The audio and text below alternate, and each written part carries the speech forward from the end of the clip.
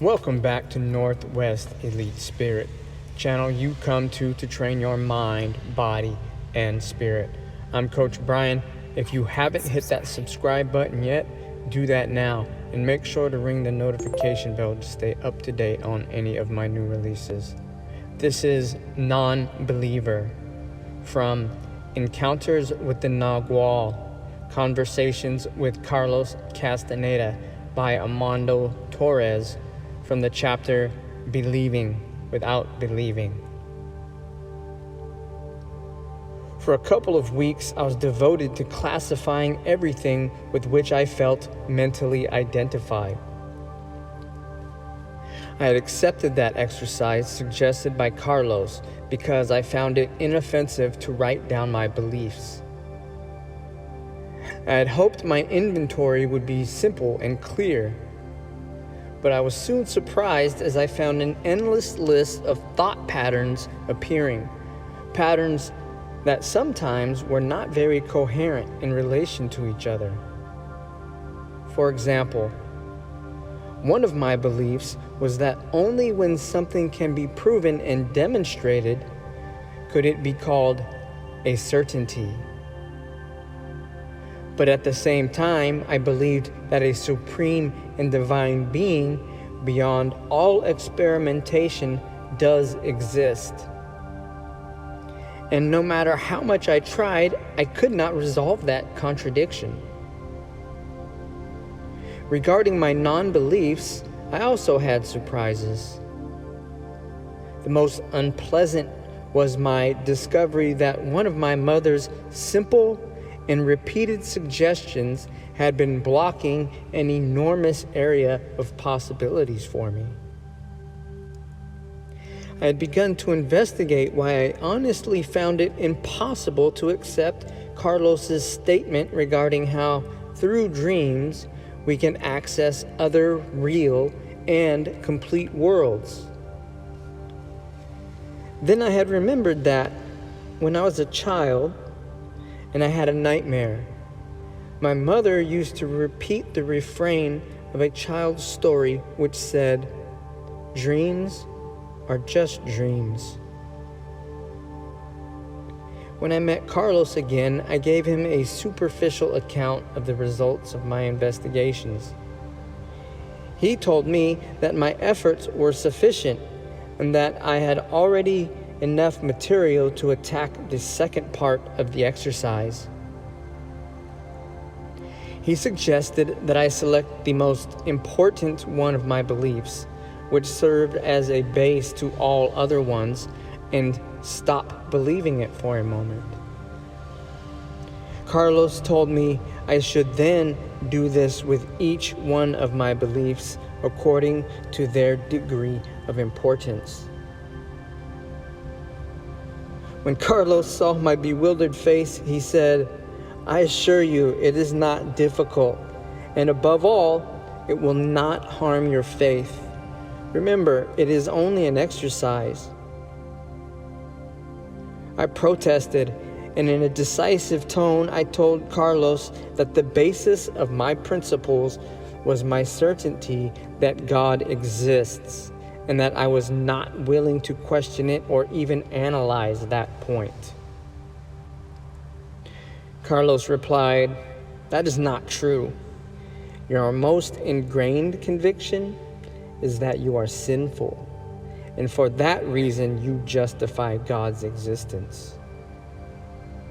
And so now you can justify your making mistakes and squandering your energy and giving into anger, lasciviousness, whims, and fear. After all, you are human, and God will always forgive you. Do not fool yourself. Either you choose your belief, or it chooses you. First of all, that belief is an imposition and not worthwhile. On the other hand, your belief is authentic. It is your ally. Although it sustains you, you are able to manipulate your belief at will." I replied that the exercise that he proposed, treating my faith as casually as a man changing his shirt, was not only blasphemous and mercenary, but the practice would probably end up throwing me into a state of internal confusion. Carlos observed, "You do not have to be mentally clear to enter the world of sorcerers." Our idea that truth goes hand in hand with mental clarity is a trap.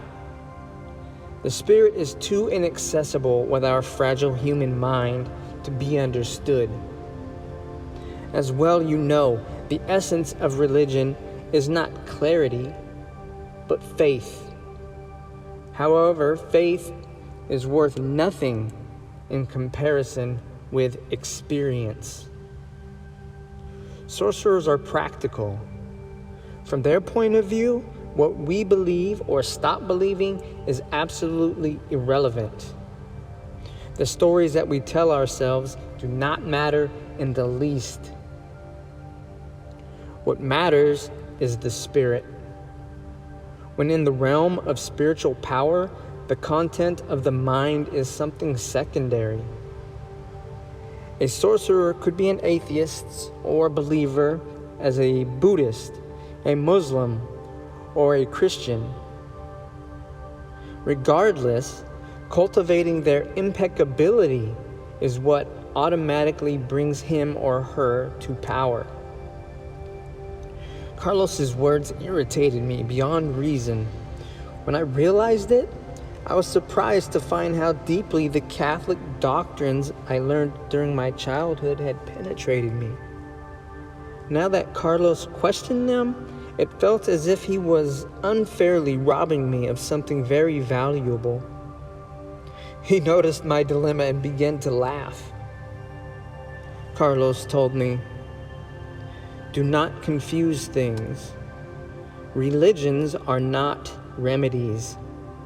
Religions are the consequence of man's pitiful state of awareness.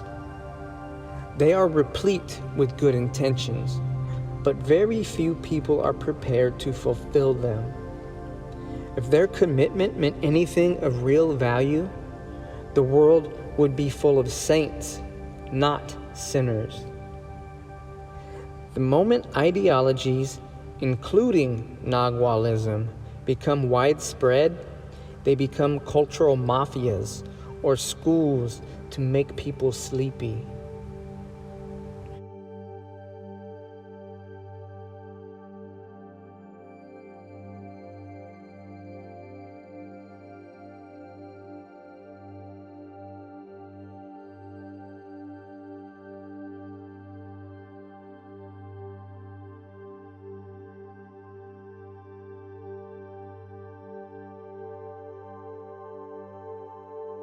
No matter how subtle those individuals' postulates are, and no matter how much those individuals try to validate those postulates with personal corroboration, the postulates invariably end up conditioning our actions according to some form of reward or punishment.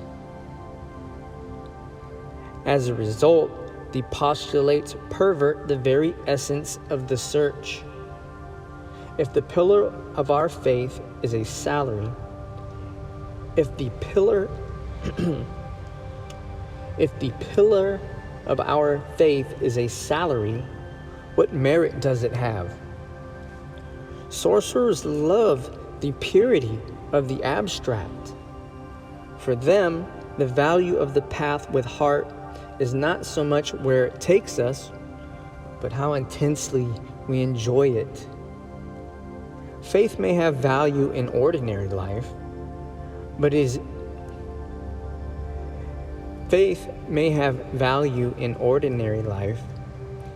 is useless against death. Our only hope when facing our inevitable death is the warrior's path. Sorcerers call the ability to manipulate their mental attachments believing without believing.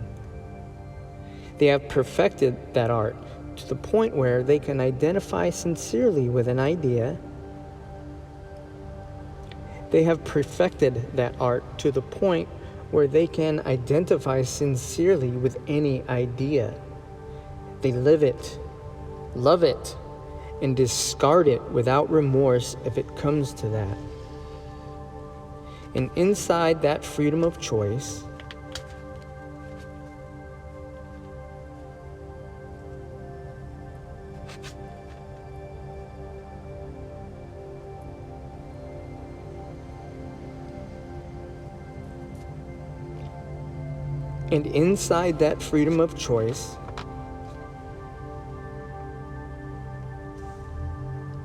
And inside that freedom of choice, they ask sorcerers questions. For example, why accept myself as a sinner if I can be impeccable? After some resistance, I agreed with Carlos that there could be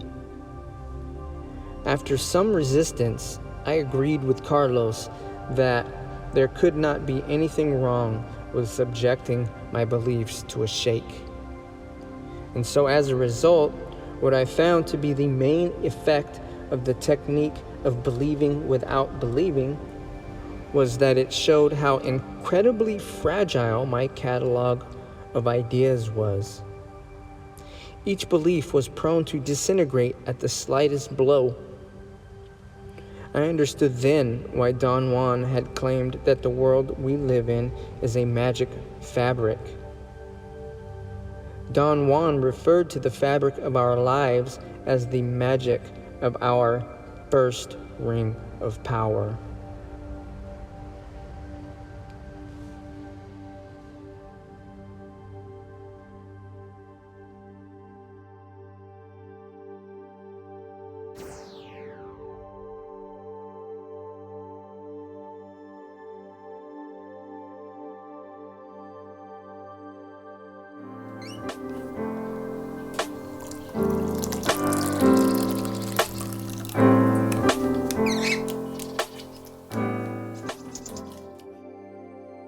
No matter how subtle those individuals' postulates are, and no matter how much those individuals try to validate those postulates with personal corroboration, the postulates